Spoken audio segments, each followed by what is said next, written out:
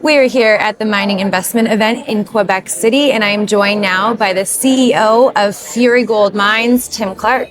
Tim, thank you so much for being with us. No, thanks for having me. I'm excited to talk about your Eau Claire Gold Project in the James Bay region right here in Quebec. So, I think a great place to start is for people or investors that are hearing the Fury story for the first time. Can you just talk about how well positioned the company is and the projects that you have in the pipeline? Sure. Well, when I first came over here 5 years ago, what I liked was, first off, we had a great group of people on the board and expertise. But I liked it because it was all Canadian. We had multiple properties. We actually had a property called Homestake out in British Columbia, another property, Committee Bay, which is a 300-kilometer greenstone belt up in Nunavut near Meadowbank, about 150 kilometers northeast. And then we had Eau Claire Resource, which is a pretty big land package in Quebec, and right below the Eleanor mine that Newmont had owned. And so when you combine all these projects together, typically you see maybe a junior having one property, but we had multiple properties and a lot of potential upside for a lot of land. A lot of them are sort of smaller packages, but if you look at like the land package in Nunavut, for example, when we bring big producers up there, the first thing they say is, how did the junior get this much land? And it's nice to hear. It was the target, and I think when you start moving into a gold bull market, having properties next to big companies is where you want to be.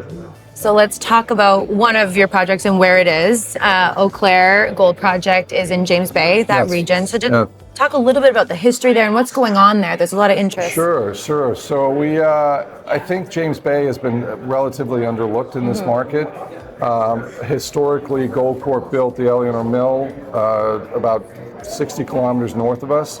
They sold it to Newmont, and Newmont sold it a couple of years ago, or I think they closed about a year and a half ago with a group from Indonesia. It's a private group called Dilmar, and they have been pouring money into it and redeveloping that.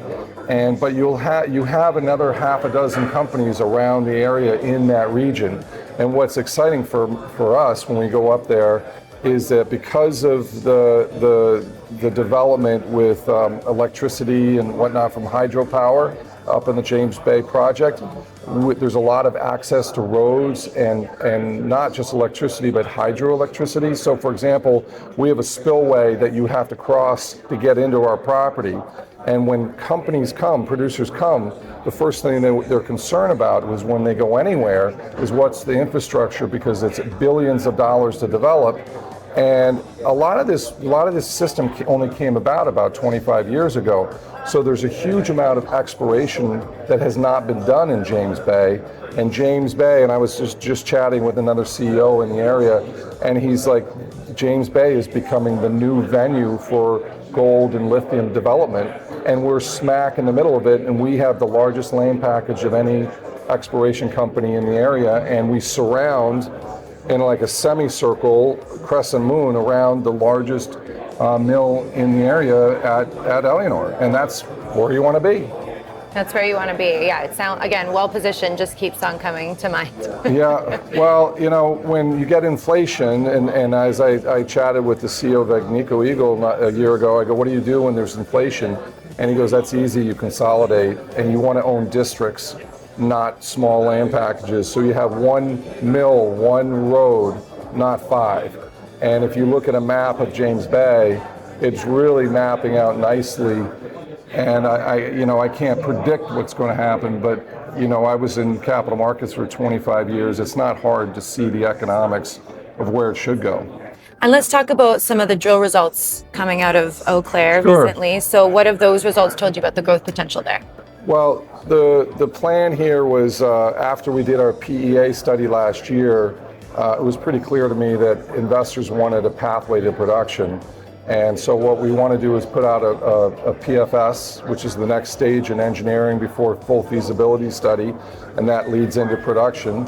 And what we realize is we want to make this bigger. A lot of the ounces that were in the resource itself didn't convert into the engineering. So we had like 1.8, 1.9 million ounces, but only 800,000 at I think what were $3,000 gold converted, but actually it was $2,400 gold. But at $3,500 gold, a lot more are going to start convert. So we raised $20 million, and we're fast tracking, trying to pull in more ounces so that when we report a new PFS, first quarter is the target next year, that there's going to be a lot more ounces in the engineering, which actually leads to a much higher net present value than you would have gotten from our PEA last year. So you're adding a ton of drilling, and you're adding conversion at a higher gold price, and that's going to, I think it's going to re-rate the company. And again, in the meantime, what it also does is it attracts producers. Producers want a certain size. So we had 800,000 ounces in production estimate last year, but if we go over 100 or head towards 120,000 ounces a year, it all of a sudden gets a lot more eyeballs. And in a market like this, where and retail investors don't feel what we feel, but the phone calls have increased, the activity's increased. Everybody's looking for projects right now. Everybody's now doing the work. It's a good market, and this is why I came into the industry 5 years ago, is because the best place to be when you get a bull market is the junior space.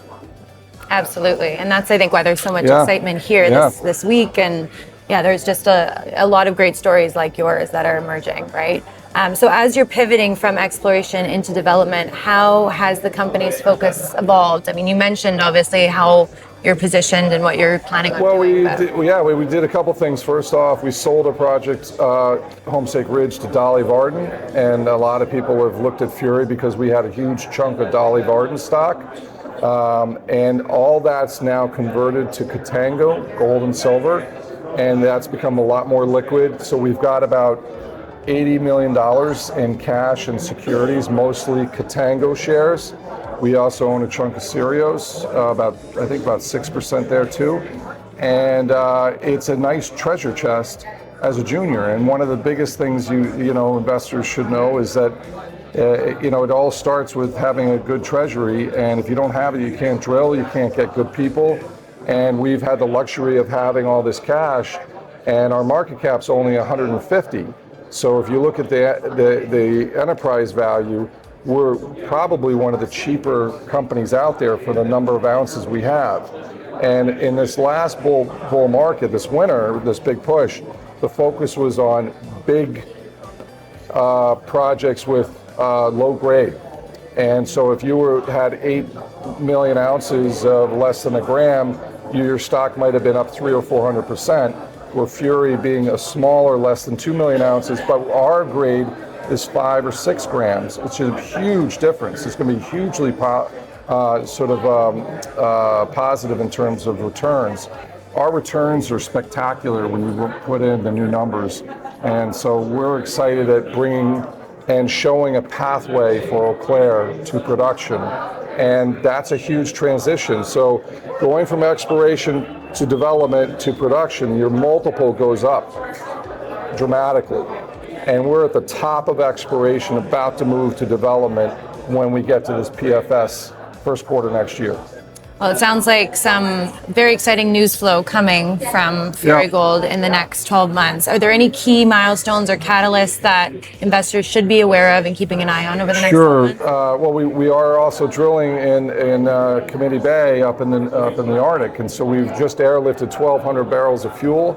It's going to cover us the next couple of years. Thanks to Agnico. Agnico owns 6% of the company, and they've helped put that money in to develop that project. It's for 300 kilometers.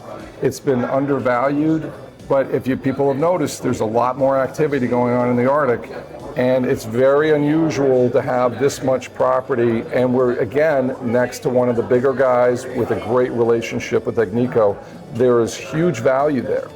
And we've got another project called Sakami that we put out a resource last fall. It's to the north of the Éléonore mine. So go on our webpage, you can see the crescent moon there at the top, and Eau Claire's at the bottom, and Éléonore's in the middle. So that's our goal. Location, location, location. I mean, look, as consolidation comes, the things that we can't talk about on these interviews is what are these companies doing in the area?